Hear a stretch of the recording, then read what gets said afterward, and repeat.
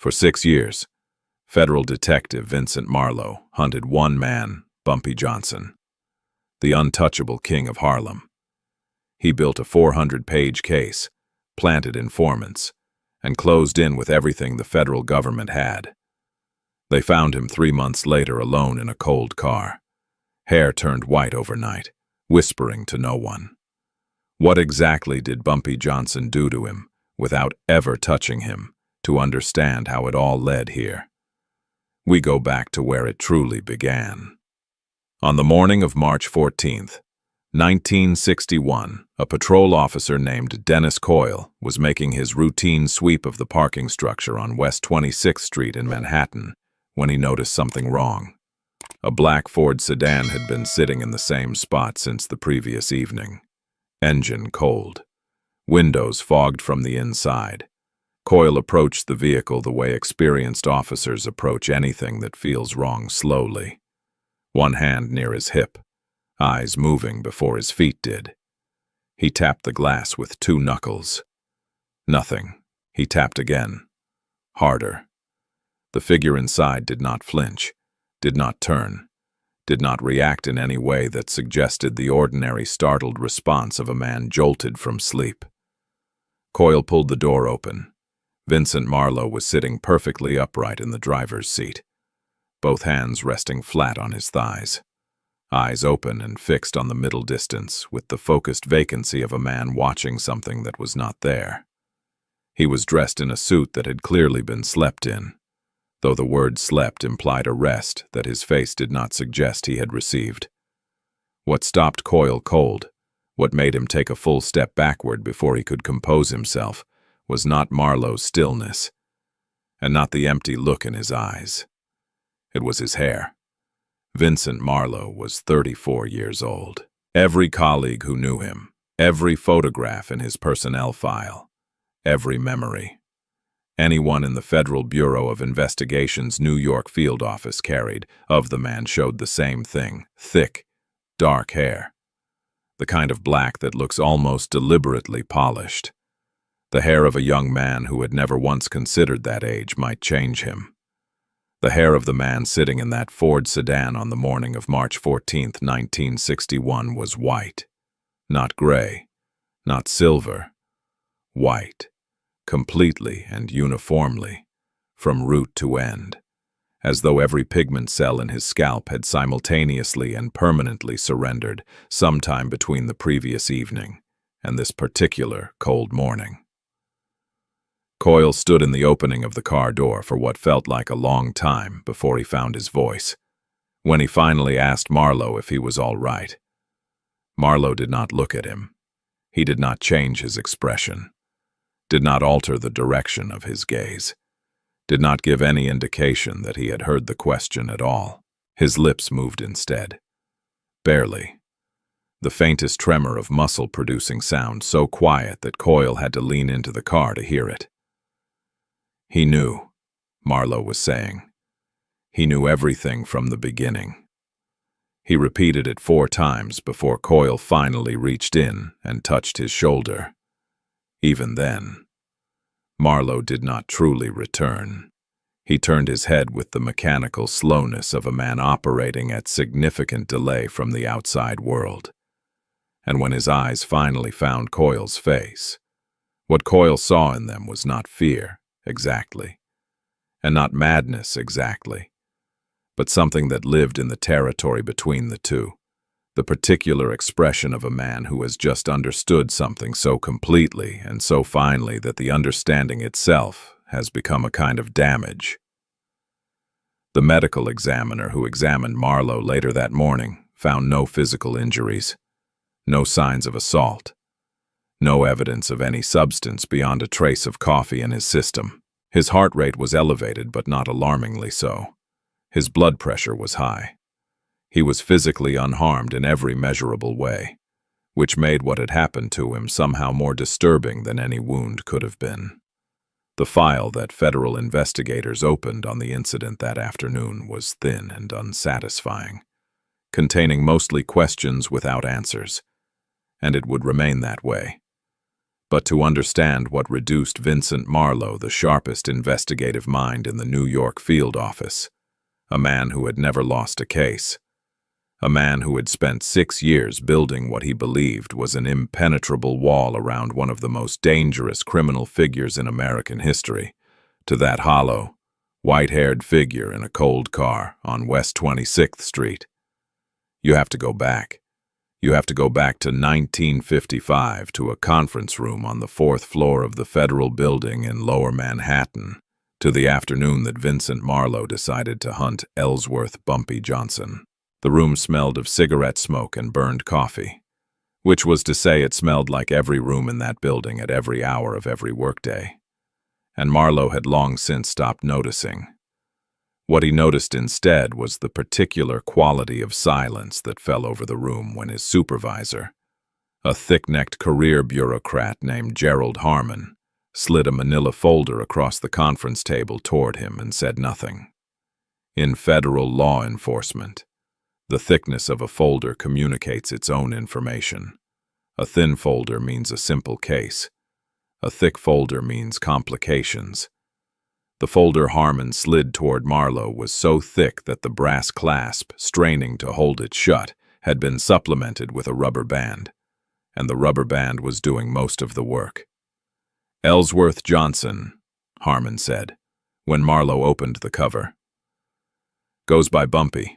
Currently serving 15 years at Alcatraz for federal narcotics conspiracy. Has been incarcerated since 1953. Has controlled the numbers operation in Harlem for the better part of 20 years. Has maintained active relationships with the Genovese crime family, and this is the part I want you to pay attention to. Marlowe continues to run significant portions of his criminal operation from inside a maximum security federal penitentiary on an island in San Francisco Bay." Marlowe looked at the photograph clipped to the inside of the folder.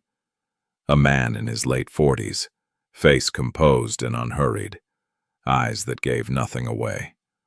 The photograph had the flat, institutional quality of a prison intake image, but even in that context, there was something in the subject's bearing that communicated a specific kind of authority, not the aggressive, though posturing authority of men who needed others to know they were dangerous, but the quiet, settled authority of a man who had already calculated every person in the room and found the calculation uninteresting.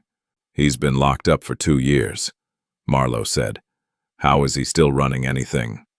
"That," Harmon replied, "is precisely what nobody has been able to figure out, and it's why nobody in this office wants this case."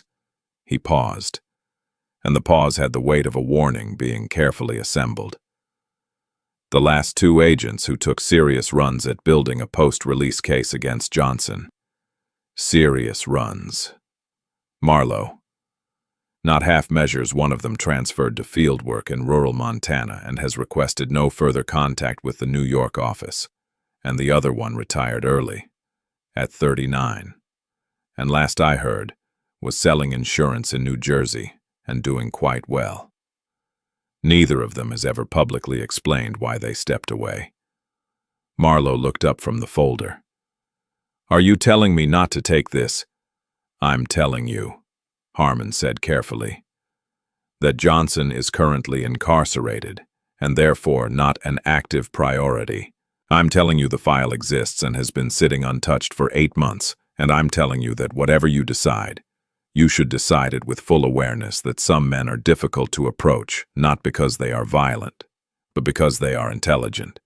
Johnson has never, not once in his criminal career, been caught doing anything himself. Everything that could be directly attributed to him has always turned out, upon examination, to have been done by someone else, and that someone else has always, reliably, been the person that investigators were looking at right before they stopped looking." "With respect," Marlowe said, and closed the folder with a quiet, deliberate snap that communicated exactly how much of his attention the warning had received. "I've never stopped looking at anything." Harmon looked at him for a long moment. "No," he said finally. "I don't suppose you have."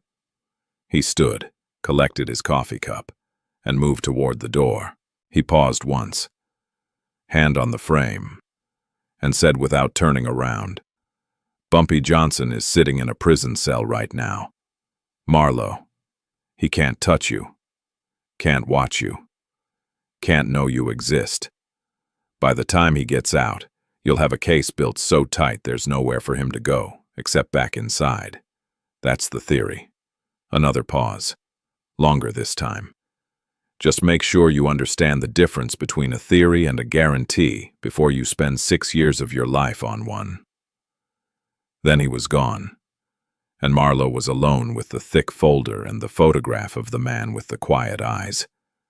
And he felt something he had not felt in years, the clean, electric excitement of a problem genuinely worthy of his ability. He opened the folder again and began to read. What followed were 6 years that Marlowe would later describe, in the relatively few conversations he had about that period, as the most consuming work of his professional life.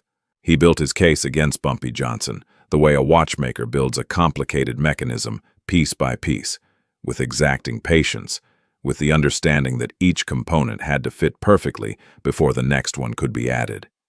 He interviewed 43 individuals with direct knowledge of Johnson's operation, most of them more than once, cross-referencing their accounts with financial records, telephone logs, and physical surveillance reports until the inconsistencies that always existed between independent testimonies had been accounted for and resolved. He cailed informants into Harlem's network with the careful, methodical approach of a man who understood that the value of a source was directly proportional to how deeply embedded they could become before anyone noticed them. He tracked financial flows through layers of legitimate business, a dry cleaning operation on 125th Street, a real estate holding company with an address in the Bronx, a small import firm whose paperwork was immaculate and whose actual business Marlowe had spent 4 months establishing to his own satisfaction. The file grew. 412 pages by the time Johnson's release date approached. 412 pages of surveillance photographs, financial analysis, witness statements, organizational charts, telephone intercepts, and the kind of careful step-by-step evidentiary construction that Marlowe believed genuinely, deeply, with the confidence of a man who had done this many times before and never been wrong, was airtight. He knew Bumpy Johnson's case the way he knew his own reflection. He knew that Johnson took his coffee black without sugar, knew the titles of the philosophy books that arrived at Alcatraz addressed to Cell Block B, knew the names of every person Johnson had corresponded with during his incarceration. He knew the routes Johnson's associates used for their collections, the banks they favored, the attorneys they retained. He knew everything, and knowing everything, he believed, was the same as having power over the thing you knew. This belief, this assumption so fundamental that Marlowe had never once examined it, was the first and most important mistake of his professional life. He would not understand this until much later. He would not understand it. In fact, until the morning that a white-haired man sat in a cold car on West 26th Street and repeated the same sentence over and over into the empty air. November 1963 arrived with the particular gray chill that descends on New York in the weeks before winter fully commits itself. And on the morning of Johnson's release, Marlowe positioned himself in the terminal at Idlewild Airport with the practiced invisibility of a man who had spent years watching without being seen. He had chosen his position carefully, a vantage point near the arrivals gate that offered clear sight lines while keeping him in the natural flow of foot traffic, indistinguishable from the dozens of people moving through that space at any given moment. He had been there for 40 minutes before the right figure appeared. Ellsworth, Bumpy Johnson, walked through the arrivals gate at 10 minutes past 9 in the morning of November 28, 1963. And what struck Marlowe first, what lodged itself in his memory, with the insistent clarity of a detail that refuses to be filed away as ordinary, was not what he had expected to feel when he finally saw this man in person, after 6 years of inhabiting his world through documentation and analysis. He had expected to feel the hunter's recognition of prey. He had expected the particular satisfaction of a long wait reaching its conclusion. What he felt instead was something more complicated and less comfortable. Something he did not immediately have language for and would spend considerable time afterward trying to articulate to himself. Johnson was 57 years old, and he looked precisely that age, the hair at his temples silver white, the lines of his face carrying the settled depth that comes not from hardship alone, but from a long and careful education in the nature of things. He wore a charcoal suit that fit him with the quiet precision of good tailoring, and he walked through that terminal the way a man walks through a space he has already assessed and found non-threatening, not quickly, not with the scanning alertness of someone concerned about his environment, but with a measured, unhurried stride that suggested complete comfort in his own presence. He was not looking around. He was not checking exits or watching faces. He was simply moving, with the calm of a man who has not needed to be afraid of a room in a very long time. Marlowe watched him cross the terminal floor and thought, with a certainty that surprised him slightly, the prey has come home. Now it begins. He noted the time in his small leather notebook, noted Johnson's physical appearance and apparent condition, noted the two individuals who met Johnson at the edge of the terminal and walked out with him. He had everything he needed. He returned to his office, updated his file, and spent the afternoon in the comfortable productivity of a man whose plan is proceeding exactly as designed. He did not think about the fact that Johnson had not looked around. He did not think about what it meant that a man just released from 10 years of federal imprisonment walked through a crowded public terminal without once scanning the faces around him for the face of someone watching. He did not think about this because the explanation seemed obvious. Johnson was simply confident, simply relieved, simply a man who had done his time and was walking free and had no particular reason to worry about being observed. This explanation was reasonable and available, and Marlowe accepted it immediately. The way we all accept the explanations that cost us nothing. 3 weeks later, on the morning of December 19th, 1963, Marlowe arrived at his desk in the federal field office to find an envelope sitting in the center of his blotter. It had not come through the mail system. There was no postmark, no routing stamp, no indication of how it had arrived. It had simply appeared, as though it had always been there, as though the desk had grown it overnight like a peculiar paper flower. His name was written on the front in a careful, even hand. He opened it. Inside was a single photograph, black and white, the quality slightly grainy in the way of photographs taken from a distance with a long lens. It showed the interior of an airport terminal, the arrivals area at Idlewild, on the morning of November 28, 1963. The photograph was taken from somewhere behind and to the left of the subject, capturing a man in a dark coat standing near the terminal wall, a small leather notebook held open in his left hand, his right hand holding a pen. The man's face was not visible, but the cut of the coat was unmistakable, the posture unmistakable, the notebook unmistakable. It was Marlowe, standing exactly where he had stood, watching exactly who he had been watching, on the morning he had believed himself to be completely invisible. Beneath the photograph, on a separate sheet of white paper folded once, was a single line of handwriting. The penmanship was precise and unhurried.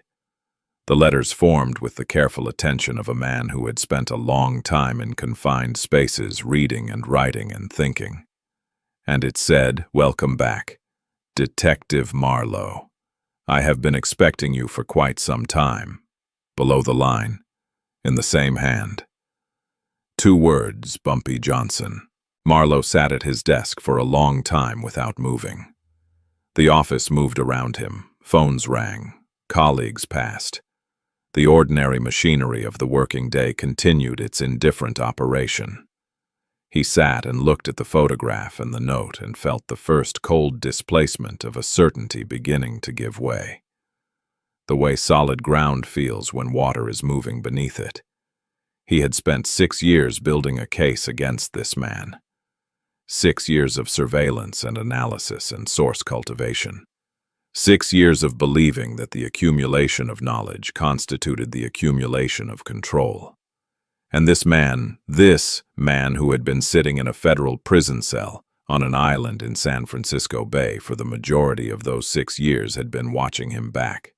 Not from a distance, not through intermediaries, from 15 feet away, in a crowded airport terminal. Close enough that whoever had taken this photograph could have reached out and touched Marlowe's shoulder. Close enough that Johnson himself, or someone acting on Johnson's specific instructions, had been standing within the same small portion of air that Marlowe had occupied while believing himself invisible, and had documented the fact with the patient, almost affectionate precision of a man making a record of something he finds gently amusing. Marlowe had known everything about Bumpy Johnson. He had known the books and the coffee and the correspondences and the financial flows. He had known the associates and the routes and the holding companies.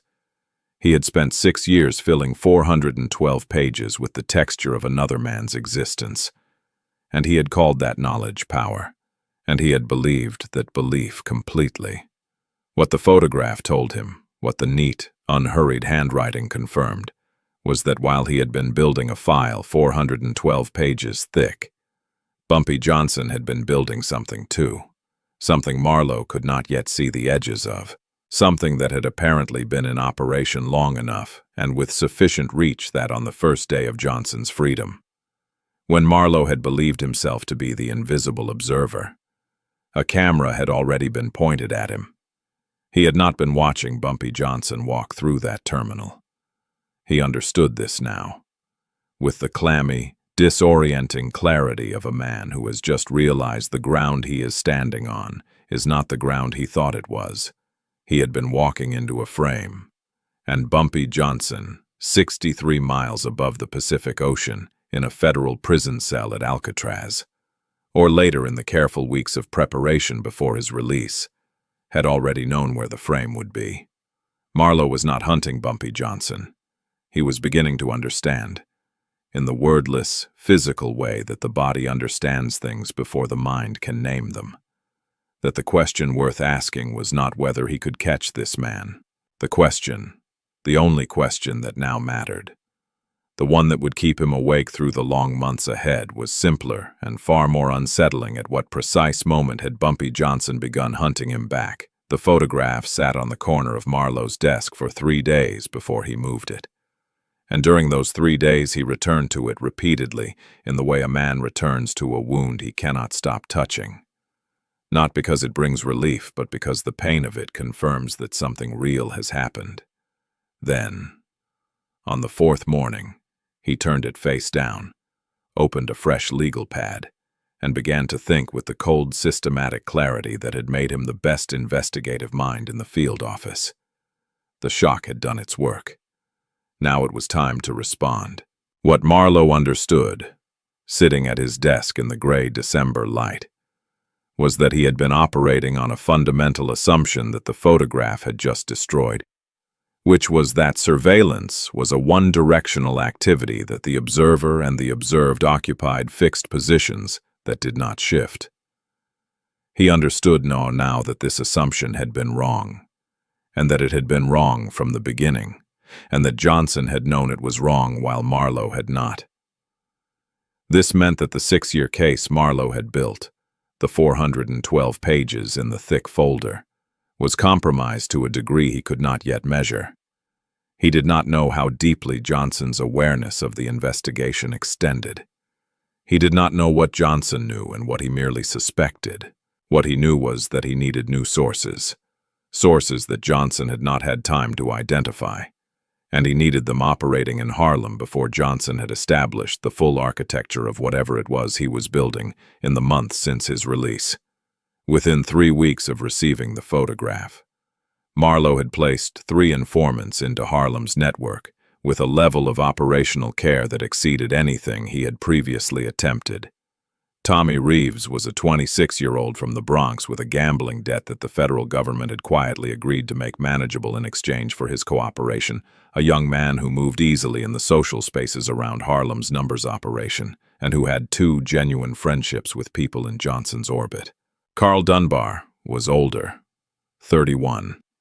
A former driver for one of Johnson's associates who had been arrested on an unrelated charge and had agreed, with evident reluctance, to provide information in exchange for a reduced sentence. Louis Webb was the most carefully constructed of the 3, a man with no prior criminal record, no existing connection to the investigation, inserted into Harlem's community through a series of introductions so natural and so gradually developed that Marlowe was confident no retrospective analysis could identify them as engineered. All 3 were briefed separately, handled separately, and kept entirely ignorant of each other's existence. Marlowe had structured the network so that no single point of compromise could unravel the whole.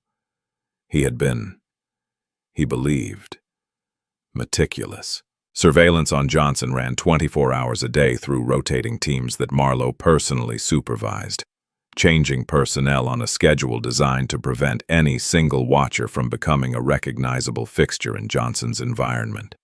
He mapped Johnson's movements with the patient precision of a cartographer, building a complete picture of the geography of the man's daily existence, the streets he favored, the establishments he visited, the routes between them, the people who appeared in his proximity with enough regularity to constitute a pattern.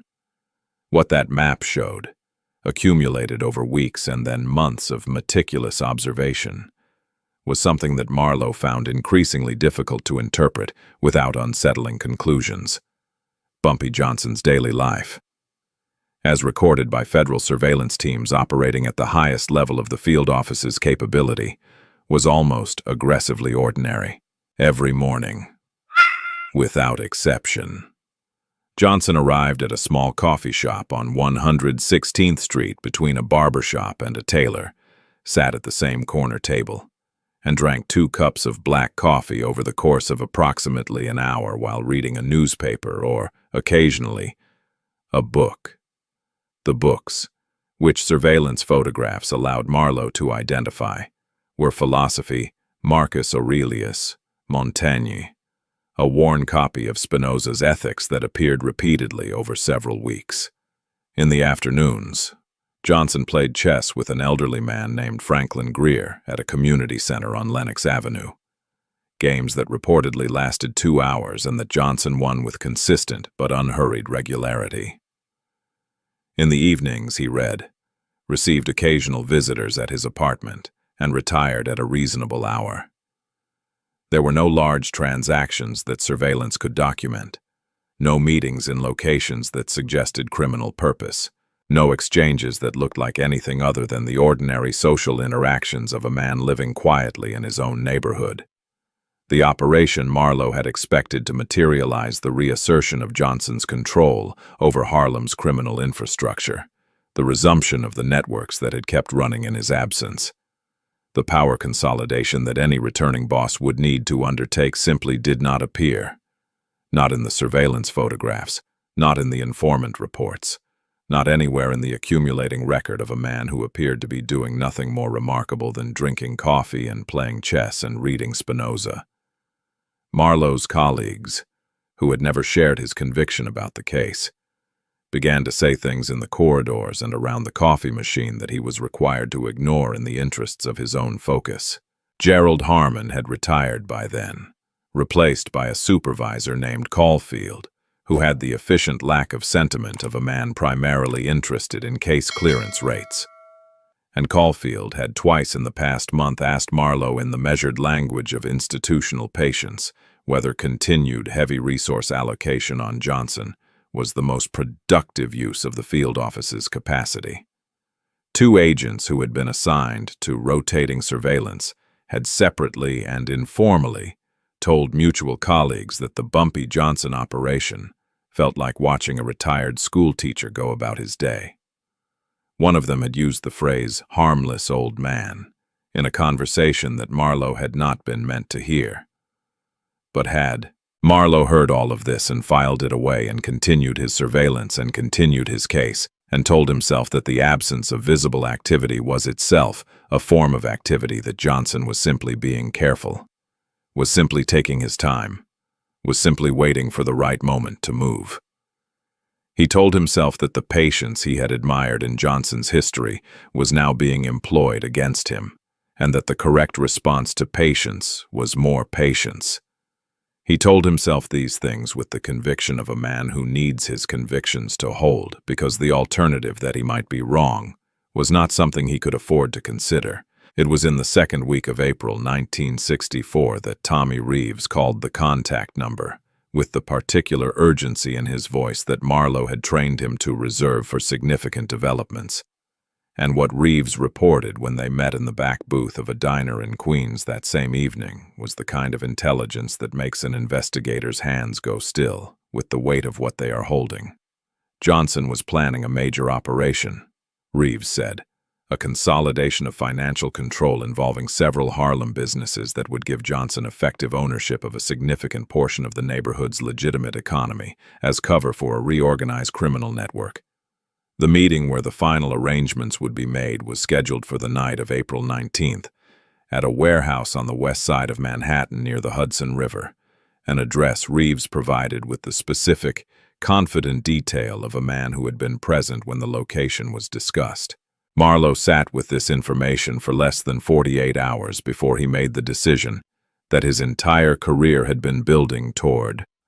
On the night of April 19th, 1964 at 9 o'clock in the evening, Vincent Marlowe led 12 federal agents through the side entrance of a warehouse on the west side of Manhattan and into the confirmation of everything he had feared since December and refused to believe. The warehouse was empty of people. Not recently vacated, not a space where people had been present minutes ago and left in haste, taking their evidence with them.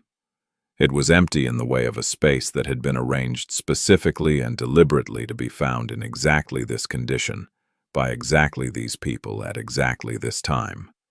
A single wooden table occupied the center of the warehouse floor, positioned with geometric precision beneath the building's one functioning overhead light. On the table sat a coffee pot, its glass carafe still holding coffee that was, when Marlowe pressed his palm against the side of it, warm. 3 ceramic cups were arranged beside the pot.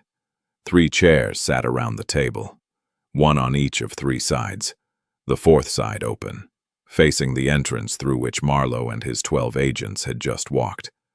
On the table, arranged in a neat row beside the coffee pot with the orderly care of documents prepared for a formal meeting, were 3 manila folders.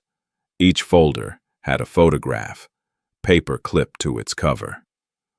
Tommy Reeves looked up from the first folder with his official bureau identification photograph. Carl Dunbar looked up from the second. Lewis Webb looked up from the third. Marlowe stood over the table and opened the first folder with hands that he would not allow to be unsteady. And what he found inside was a complete record of Tommy Reeves's activities as a federal informant, not a summary, not a partial account, but a comprehensive chronological documentation of every meeting, every report, every piece of information Reeves had provided, annotated in some places with corrections noting where the information had been inaccurate and what the accurate version was. The second and third folders were identical in structure and equivalent in completeness for Dunbar and Webb, respectively. Together, the 3 folders represented a more thorough operational record of Marlowe's informant network than the files Marlowe himself maintained. Because Marlowe's files contained what his informants had told him, while these folders contained what his informants had told him and what the truth actually was. He stood at that table for a long time. His 12 agents moved through the warehouse with the professional thoroughness of men executing a procedure, checking every corner and entrance point and documenting the absence of anything worth documenting. The coffee in the pot stayed warm. The 3 folders stayed open on the table. The 3 empty chairs waited with the patient neutrality of objects that have already done what they were placed here to do. Johnson had not simply known about the informants. He had known about them, allowed them to operate, monitored what they reported, corrected their inaccuracies in his own documentation, and then used Tommy Reeves specifically, the one Marlowe had trusted most and cultivated longest, to deliver Marlowe and his 12 agents to an empty room with 3 chairs and a warm pot of coffee at 9 o'clock on a Tuesday night. The informants had not been compromised by a leak in the field office. There had been no betrayal from inside. Johnson had simply watched them, understood them, and turned them into instruments of his own purposes, while they believed they were instruments of Marlowe's. The psychological collapse that followed was not dramatic. It did not announce itself. It moved through Marlowe in the following days the way cold moves through a building whose heating has failed gradually, pervasively, touching everything. He began to review his case with the systematic suspicion of a man who no longer trusts his own work. And what this review produced was not reassurance. He pulled at threads and found them looser than they had appeared. He re-examined witness statements and heard in their language the faint, retrospective echo of responses that had been shaped by someone who understood what Marlowe needed to hear. He looked at his financial analysis and began to see the architecture not of Johnson's criminal operation, but of a carefully constructed performance of a criminal operation, designed to be found by investigators looking for exactly the things Marlowe had been trained to look for. He questioned his colleagues with a directness that damaged several professional relationships, demanding to know who had access to informant files, who had discussed the case in unsecured locations, who had potentially and inadvertently disclosed operational details. His colleagues responded with the defensive irritation of people being accused of a failure they had not committed, and the investigations he demanded produced nothing because there was nothing to find, which left him in the worst position of having to accept the alternative that no one had failed, that no one had betrayed him, that Bumpy Johnson had simply been smarter than the entire structure arrayed against him, and had been smarter quietly, invisibly, without leaving evidence of the intelligence that had defeated Marlowe at every point of contact. It was this conclusion, or the approaching proximity of it, that drove Marlowe to do the thing he had been trained never to do, which was abandon the structure of his investigation and make direct personal contact with his subject. On the morning of April 28th, 9 days after the warehouse, Marlowe walked into the coffee shop on 116th Street at 7 minutes past 8, crossed the floor to the corner table where Bumpy Johnson was sitting with his newspaper and his coffee, pulled out the chair opposite, and sat down without being invited. Johnson looked up from his newspaper. He regarded Marlowe with an expression of mild, courteous interest, the way a man looks at someone who has done something slightly unexpected but not particularly alarming. He did not seem surprised. He did not seem concerned. He folded his newspaper with the unhurried precision of a man who has all the time available to him that he could possibly require, set it beside his cup, and waited. Marlowe placed a folder on the table between them, not the 412-page case file that was gone now, in every meaningful sense. A smaller, newer file, containing what he had been able to preserve and reconstruct after the warehouse. "I have enough to send you back," Marlowe said. His voice was steady. He was proud of that. "Enough to build a case that will hold, Mr. Johnson. Enough to end this."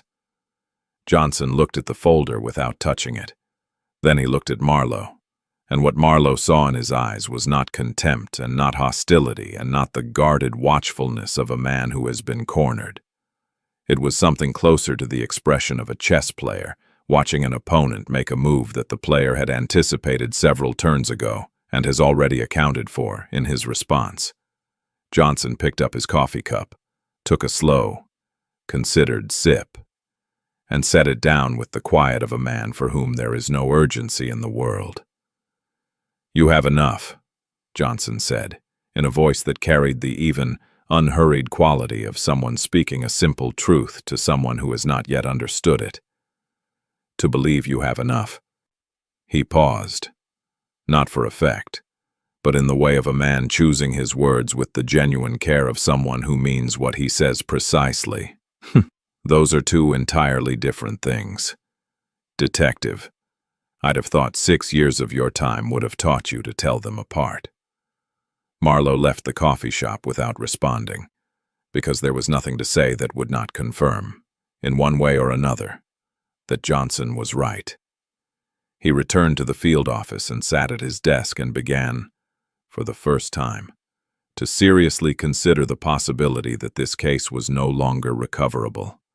It was in this state depleted, doubting, the 6-year architecture of his professional certainty visibly weakened at every load-bearing point that the final collapse arrived.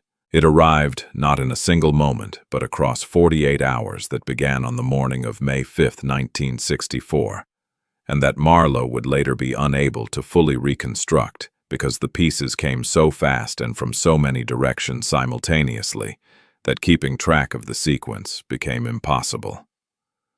The first call came at 8:30, when the assistant district attorney overseeing the parallel prosecution file informed Marlowe that the case's most important witness, a man named Gerald Portis, who had agreed 18 months earlier to testify about financial transactions he had personally facilitated, had filed a sworn affidavit the previous afternoon stating that his original statement had been obtained under coercive interrogation conditions. The affidavit was accompanied by an audio recording, a recording whose origin no one could immediately establish, that contained what appeared to be a federal agent using language toward Portis that was, at minimum, deeply problematic and, at maximum, legally fatal to every statement Portis had ever provided. Before Marlowe had finished processing this, the second call arrived.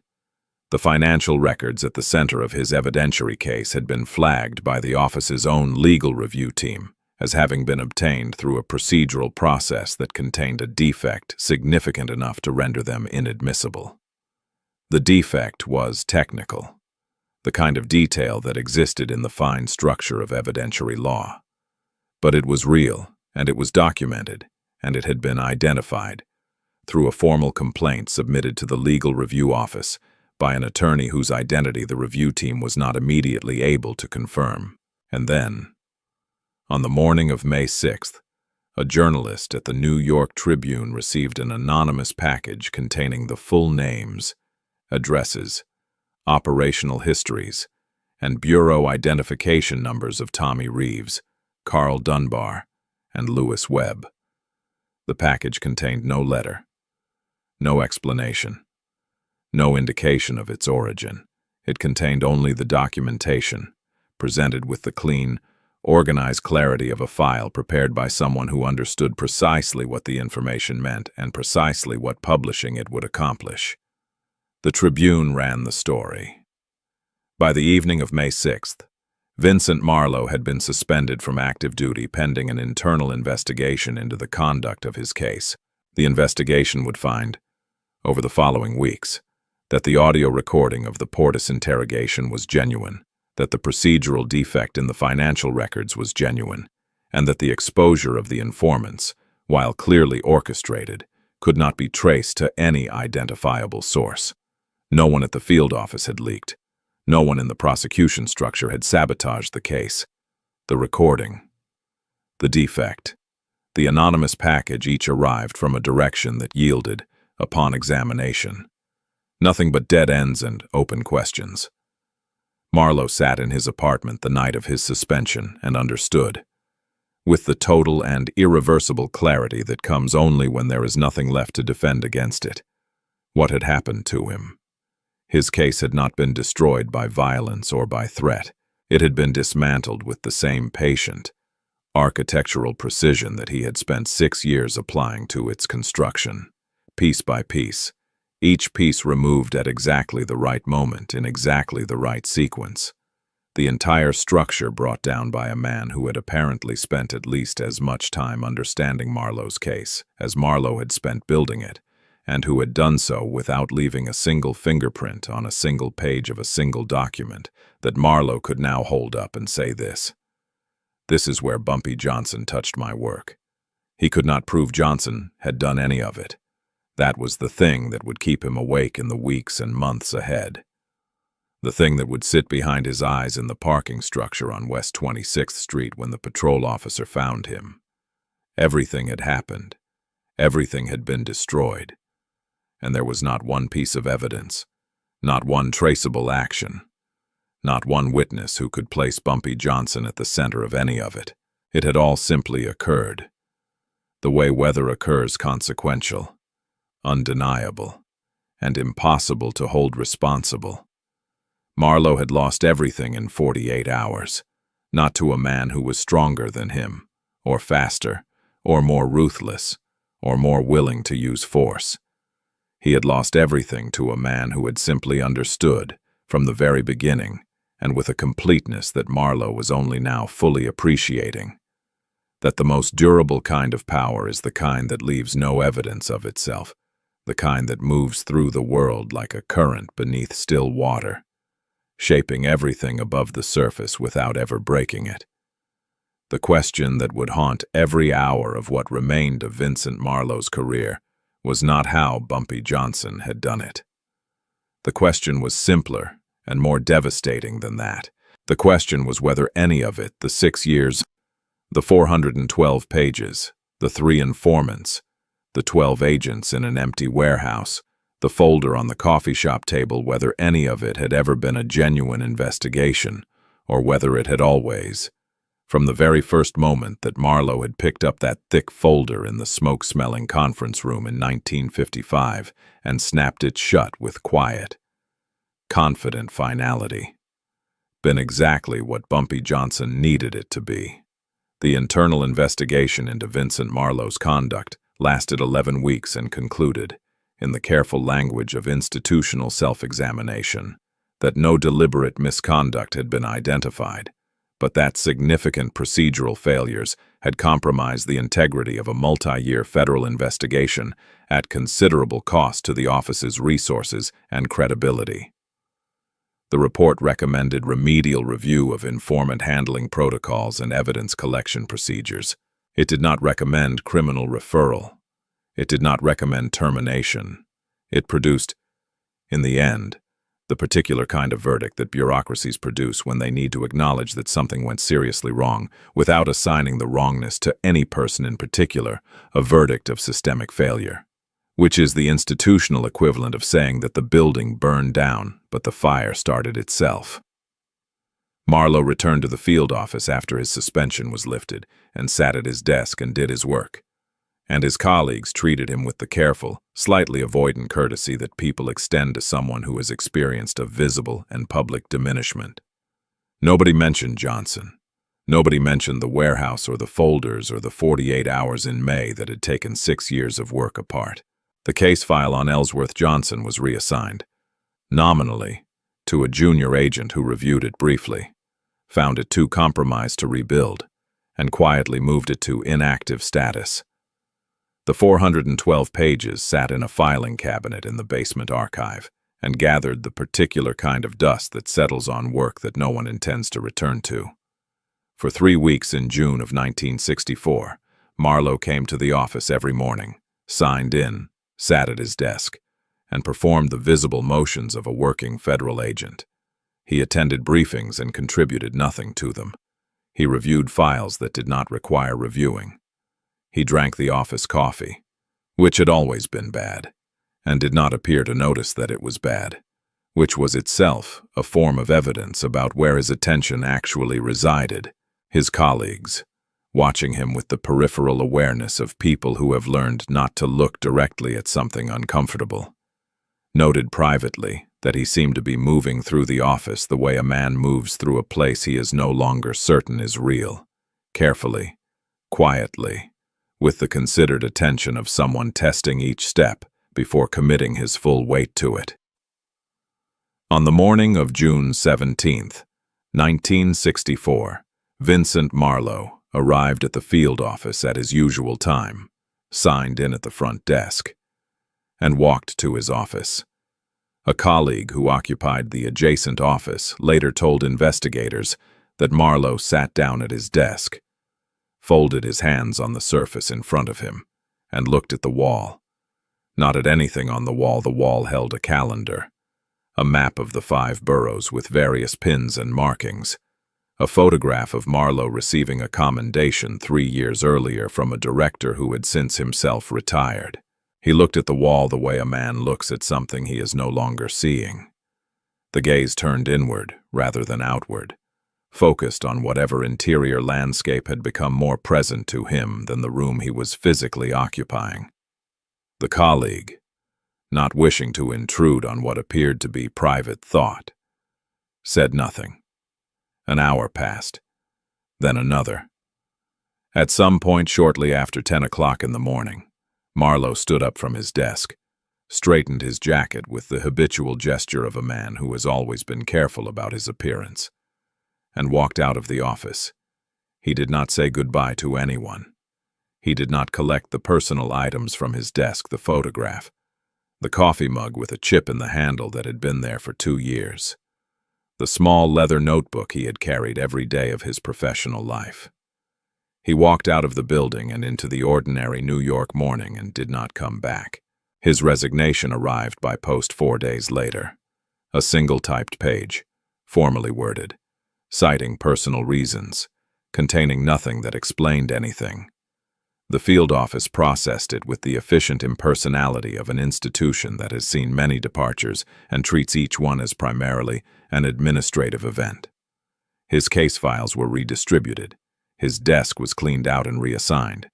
His name remained in the personnel records and gradually stopped appearing in conversations, the way names do when there is nothing remaining to attach them to.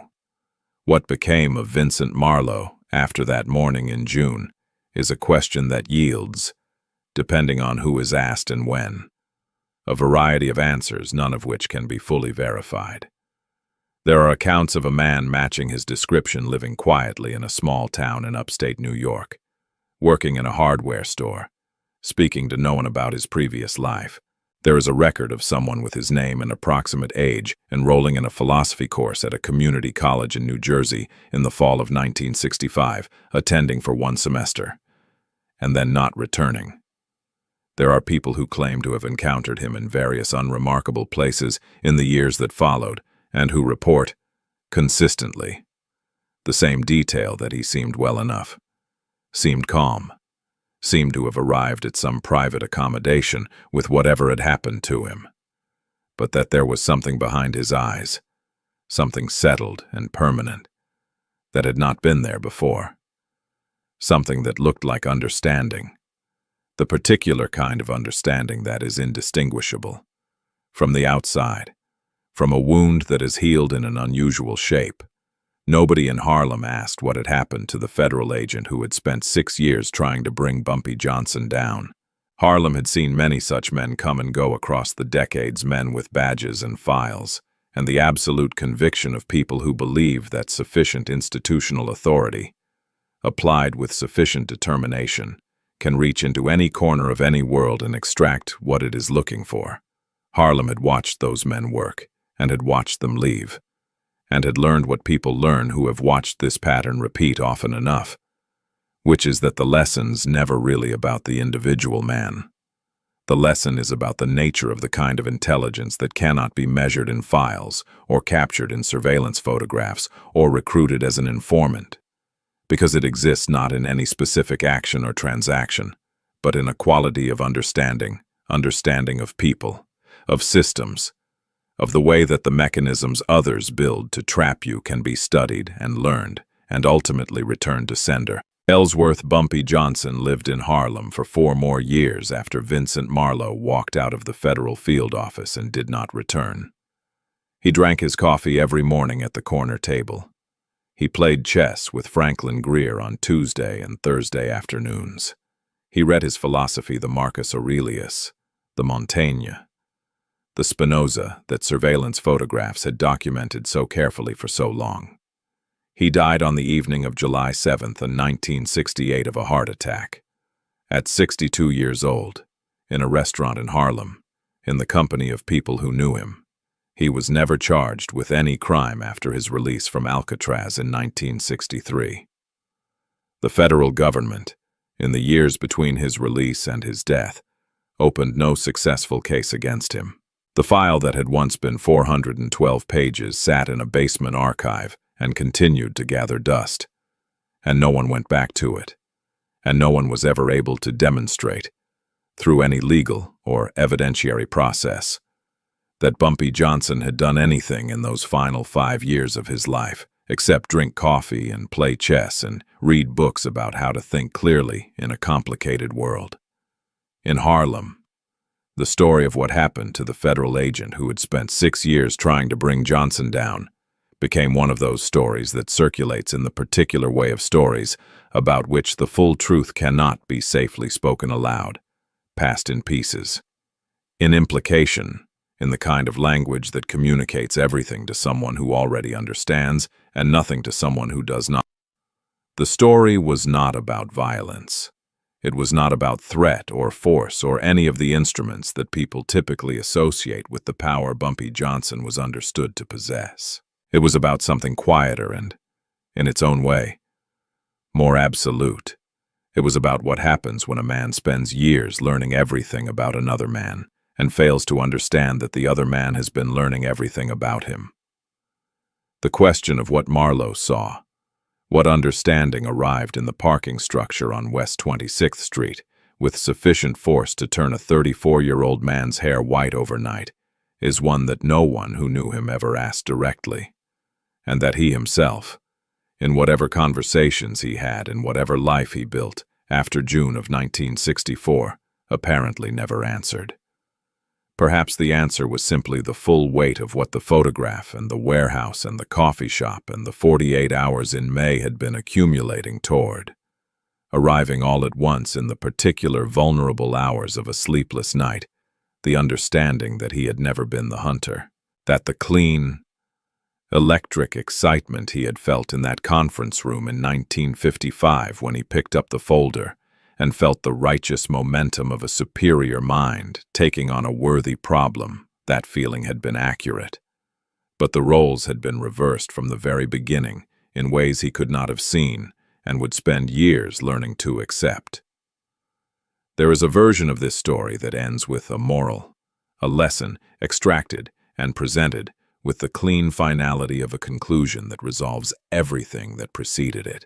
But the more honest version ends where it actually ends, which is with an old man drinking coffee at a corner table in Harlem on an ordinary morning, reading a philosophy book, unhurried, undisturbed, the neighborhood moving around him with the comfortable familiarity of a place that has always known exactly who he was, and with a question that hangs in the air above everything, unanswered and unanswerable.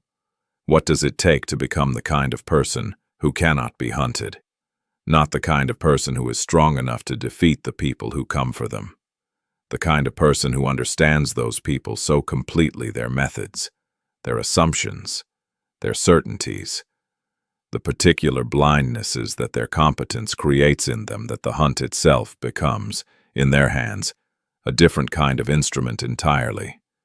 The most dangerous person in any room is rarely the loudest, rarely the largest, rarely the most visibly formidable. The most dangerous person in any room is the one who has already finished reading every other person in it, including, and most especially, the ones who walked in believing they were there to read him. That was Bumpy Johnson.